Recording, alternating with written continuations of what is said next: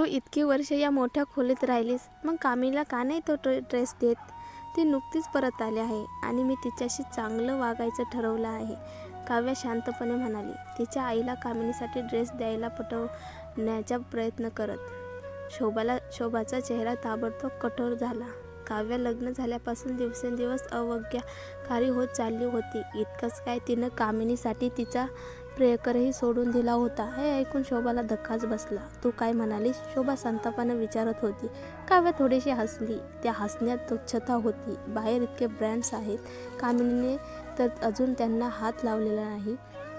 आई, तुला तिची इतकी काळजी असेल तर तिच्यासाठी एक ड्रेस विकत का नाही घेत? हे ऐकून बाजूला उभ्या असलेल्या दिव्यानेही बोलण्याचा निर्णय घेतला. आंटी, एक गोष्ट स्पष्ट करते, हा ड्रेस मी काव्यासाठी घेतला आहे, तो ती कोणालाही देणार नाही. हे ऐकून शोभाचा संताप अधिकच वाढला. तिला हे आठवलं की दिव्यानेच सगळीकडे अफवा पसरवल्या होत्या की कामिनीने काव्याचा प्रियकर पळवला. आता त्या दोघी एकमेकांच्या साथीदार झाल्या होत्या. काव्या, मी तुझी आई आहे, मी सांगते, एक ड्रेस द्यायला काय हरकत आहे? काव्या थंडपणे म्हणाली, आई, मी आता लग्न केलेलं आहे, मला तुझं ऐकायची गरज नाही. शोभाचा चेहरा लालबुंद झाला. मी इतकी वर्ष तुला वाढवलं आणि शेवटी असं प्राणीपण दाखवतेस का? ठीक आहे, हे फक्त एक ड्रेस आहे. तुम्ही दोघी त्यावर भांडणार असाल तर आम्हाला त्याची गरज नाही. गव्हाणे कुटुंबाजवळ कपड्याची कमी नाही. तिने संतापाने मॅनेजरला बोलवले आणि म्हटली, इथल्या सगळ्या ड्रेसचे एक पीस मला द्या. सगळे माझ्या मुलीच्या साईजमध्ये असतील. हे ऐकून मॅनेजर खुश झाला आणि त्याचा चेहरा फुलला. कामिनीही आनंदाने चमकली. तिला काव्यावर खोडी करण्याची संधी मिळाली होती. काव्या, तू जितकी विरोध करशील तितका आई माझ्यावर जास्त खर्च करेल. कामिनीच्या चेहऱ्यावर विजयाचे हास्य पसरले. ती काव्याकडे पाहून हसली आणि शोभा तिच्या मुलीवर राग काढण्यात इतकी गर्क होती की तिला ते कळलंच नाही. कामिनीने काळजी दाखवत म्हटले, आई, नको, हे कपडे खूप महाग आहेत. कशाची काळजी करतेस? तुला राकेशच्या कुटुंबात लग्न करायचं आहे. गव्हाणे कुटुंबासाठी ही रक्कम काहीच नाही. राकेश तुला खूप प्रेम करतो. तू एकदा राकेशच्या कुटुंबात गेलीस की तुला हवं ते विकत घेता येईल. तिच्यासारखी नाही, जिला कपडे घ्यायला तिच्या मैत्रिणीकडून पैसे मागावे लागतात. लग्न तिने फक्त नावासाठी केले आहे.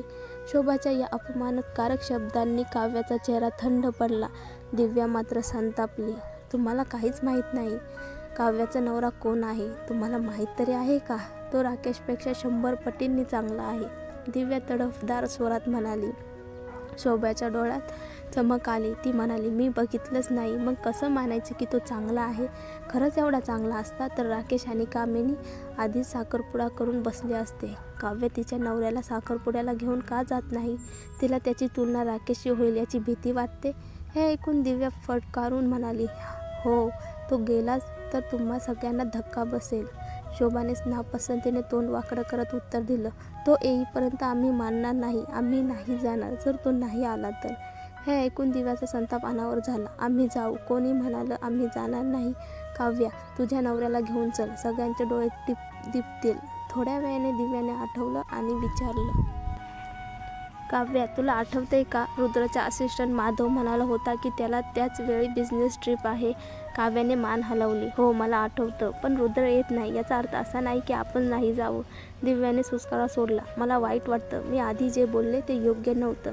आणि शिवाय आपल्या ओळखीची आहे. आपल्याला तिच्या या खास दिवसाला पाठिंबा द्यायला हवा. काव्याने विचार करून मान हलवली. ठीक आहे, जाऊया, पण आपण शोभाची माफी मागूया आपल्या वागण्याबद्दल.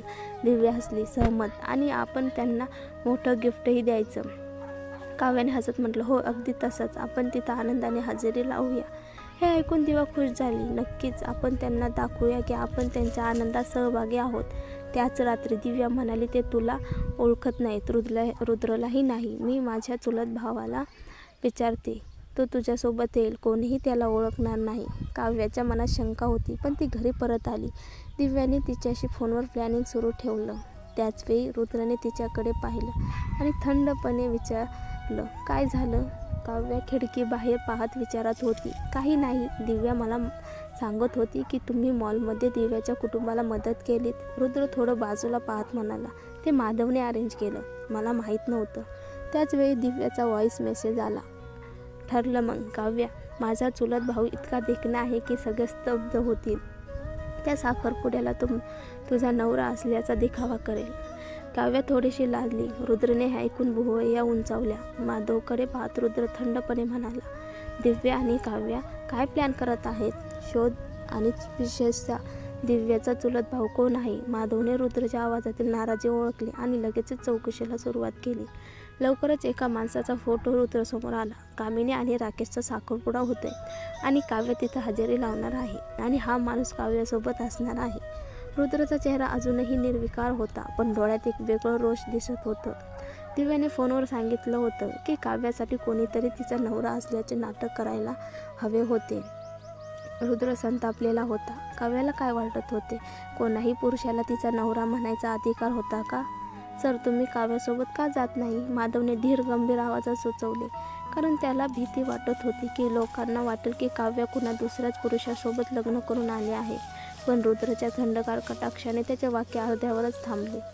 तिच्यासोबत जाणे ती त्यासाठी पात्रच नाही, रुद्रने थंड स्वरात म्हटले आणि हातातील कॉफीचा कप जोरात टेबलावर आपटला. दरम्यान दिव्याने सर्व व्यवस्था केली होती आणि काव्या लग्न सोहळ्यासाठी तयार होत होती. तरीही दिव्याच्या चुलत भावाला तिचा खोटा मंगेतर दाखवण्याच्या कल्पनेबद्दल ती अजूनही साशंक होती. दिव्याने तिच्यासाठी आणलेला ड्रेस तिने घातला. तो सुंदर होता, पण तिला वाटत होते की इतक्या मोठ्या कार्यक्रमासाठी तिच्याकडे काहीही योग्य पोशाख नव्हता. जेव्हा ती हॉलमध्ये आली तेव्हा रुद्र शांतपणे सोफ्यावर बसून तिला निहाळत होता. पहिल्यांदाच त्याने तिला इतक्या औपचारिक स्वरूपात पाहिले होते. साधी पण अप्रतिम शैली आणि तिचा निष्पाप चेहरा अधिकच खुलून दिसत होता. रुद्र तिच्याकडे गडद नजरेने पाहत राहिला. तुम्ही इथे काय करताय? काव्याने स्वतःला सावरत विचारले.